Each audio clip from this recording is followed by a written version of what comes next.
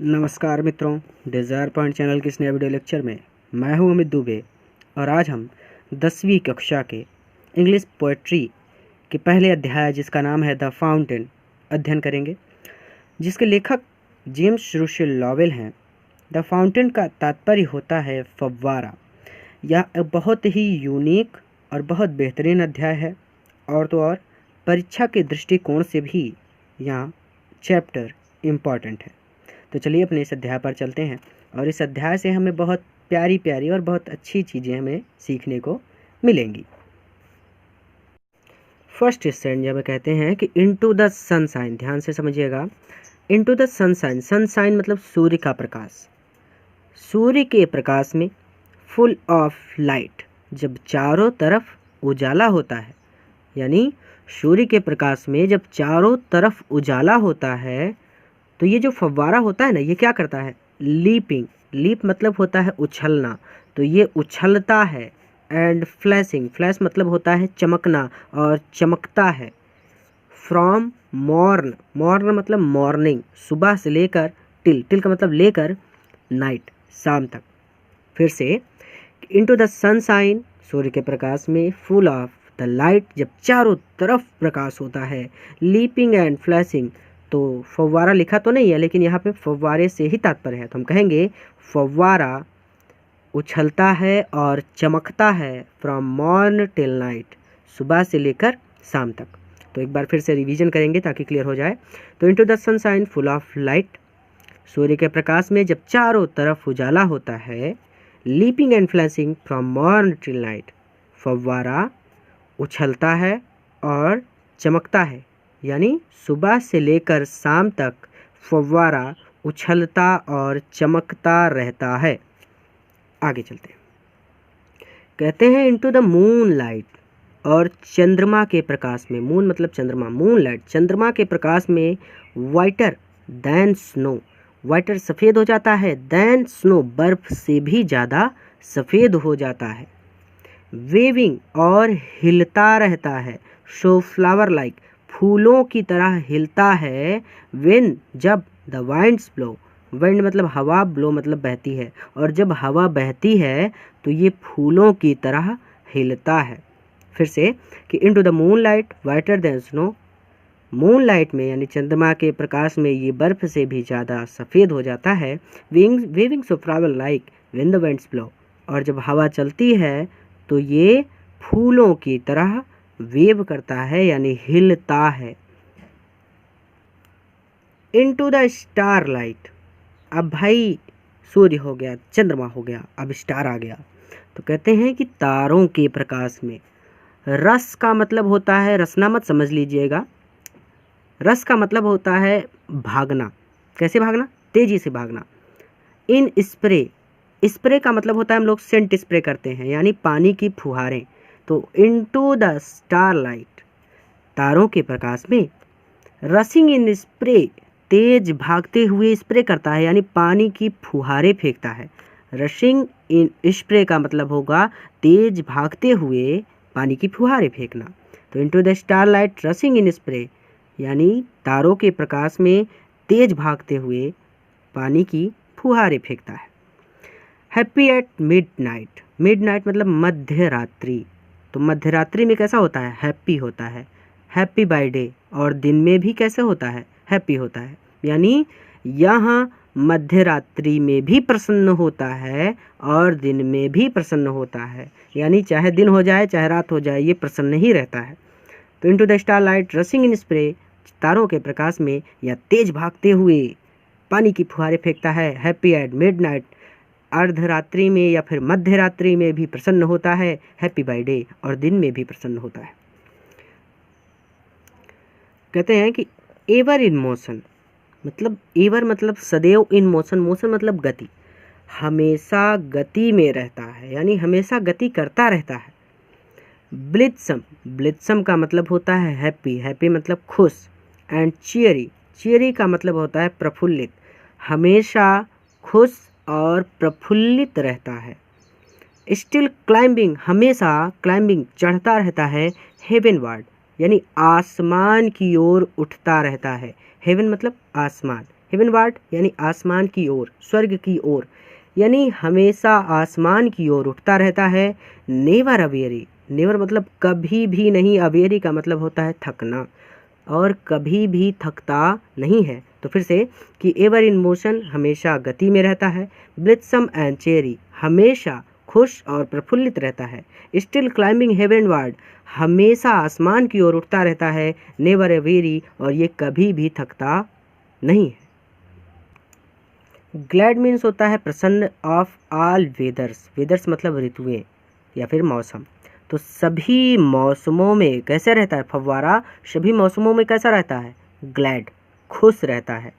Still seeming best, still seeming best, देखिए still seeming best, इसका तात्पर्य है सदैव अपने सबसे अच्छे रूप में रहना, यानी यह हमेशा अपने सबसे अच्छे रूप में रहता है, यानी हमेशा अपना सर्वोत्तम प्रदर्शन करता है। ठीक है, स्टिल सीमिंग बेस्ट, सदैव अपने सबसे अच्छे रूप में रहता है। अपवार्ड, ऊपर की ओर जाते हुए, और अथवा डाउनवार्ड, नीचे की ओर आते हुए। मोशन दाई रेस्ट, दाई मतलब यहाँ पे यू होता है, लेकिन चलिए जाने दीजिए, बहुत ज़्यादा डीपली समझने की आवश्यकता नहीं है। वैसे तो एक तरह से यहाँ पे हमें संदेश दिया जा रहा है, क्या संदेश दिया जा रहा है कि ग्लैड ऑफ ऑल वेदर्स, कि हमें भी सभी मौसमों में खुश रहना चाहिए और हमेशा अपना सर्वोत्तम प्रदर्शन करना चाहिए। जीवन में भले ही कितने उतार या फिर चढ़ाव आ जाएं। ठीक है, तो अब देखिए इसमें समझ लेते हैं क्या कहना चाहते हैं कि ग्लैड ऑफ ऑल वेदर्स, सभी ऋतुओं में प्रसन्न रहता है। स्टिंग सीमिंग बेस्ट, हमेशा अपना सर्वोत्तम प्रदर्शन करता है, यानी हमेशा अपने सर्वोत्तम रूप, सबसे अच्छे रूप में रहता है।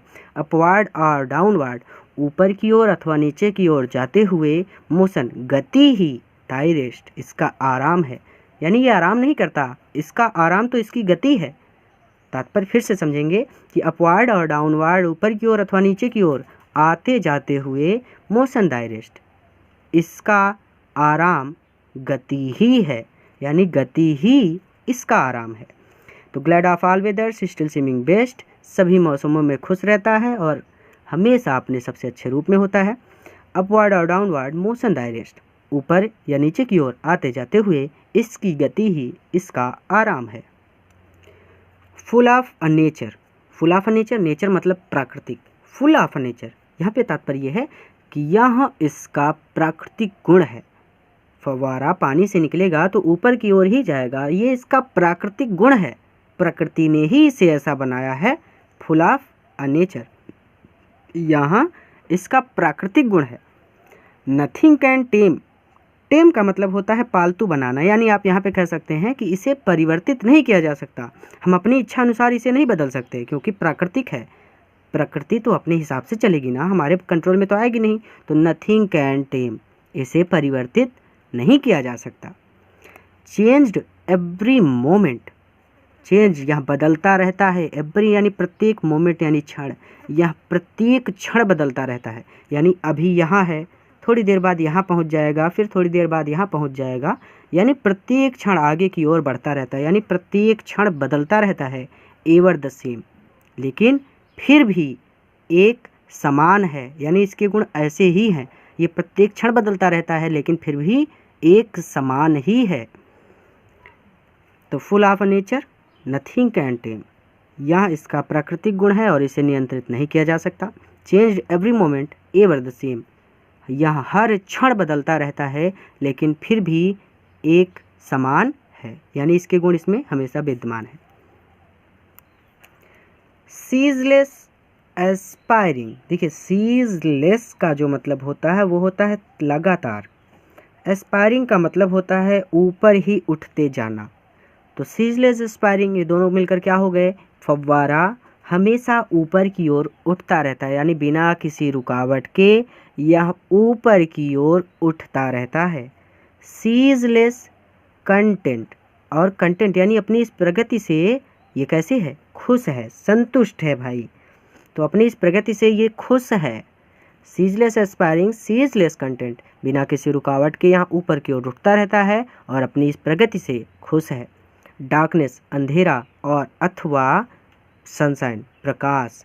दाई, दाई मतलब तुम्हारे, यानी इसके, एलिमेंट्स हिस्से हैं, हिस्सा, एलिमेंट मतलब हिस्सा, तो डार्कनेस और सनशाइन ताई एलिमेंट, अंधेरा और प्रकाश इसके हिस्से हैं। फिर से भागना नहीं है, कहीं नहीं जाना, आराम से, नहीं तो पता चले भाग के आप घोड़े पे बैठ जाओ। सीजलेस एस्पायरिंग, सीजलेस कंटेंट, बिना किसी रुकावट के, यानी सीजलेस एस्पायरिंग बिना किसी रुकावट के या ऊपर की ओर उठता रहता है, सीजलेस कंटेंट, और अपनी इस प्रगति से हमेशा खुश रहता है। डार्कनेस और सनशाइन, अंधेरा और प्रकाश, ताई एलिमेंट इसी के अंग हैं, इसके हिस्से हैं। परीक्षा के दृष्टिकोण से ये वाला थोड़ा सा इम्पोर्टेंट है, क्योंकि यहाँ लेखक अपने विषय में बात करेंगे। कहते हैं ग्लोरियस फाउंटेन, ग्लोरियस का मतलब होता है शानदार, फाउंटेन फव्वारा, शानदार फव्वारे या फिर महान फव्वारे। लेट माई हार्ट बी, देखिए ये लाइन लेखक कह रहे हैं अपने लिए, यानी हम सभी के लिए, हम सभी को फव्वारे की तरह बनना चाहिए, ऐसा हमें संदेश दिया जा रहा है।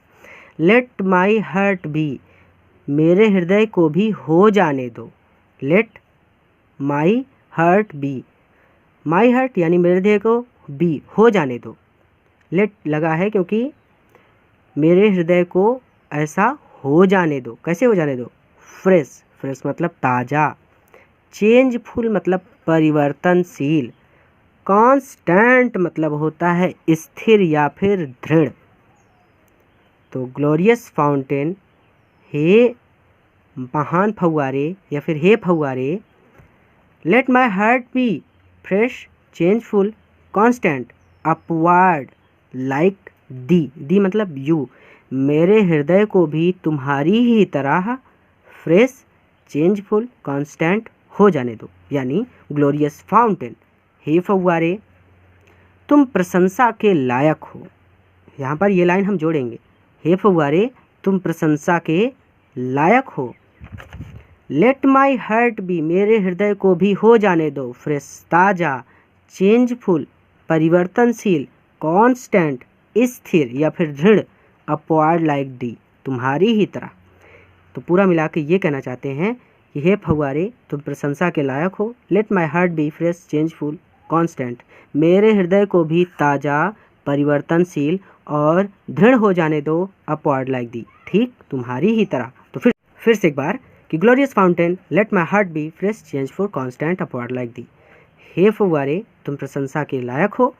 Late my heart be fresh, changeful, constant, upward like thee, मेरे हृदय को भी यानी मुझे भी अपनी तरह हो जाने दो। कैसे हो जाने दो? फ्रेश, ताज़ा, चेंजफुल, परिवर्तनशील, कांस्टेंट और दृढ़, यानी मुझे भी अपनी तरह ताज़ा, परिवर्तनशील और दृढ़ हो जाने दो। तो आई होप आपको चैप्टर पसंद आया है। पसंद आया है तो लाइक करना है, सब्सक्राइब करना है और मित्रों के साथ इस वीडियो को ज़रूर शेयर करना है।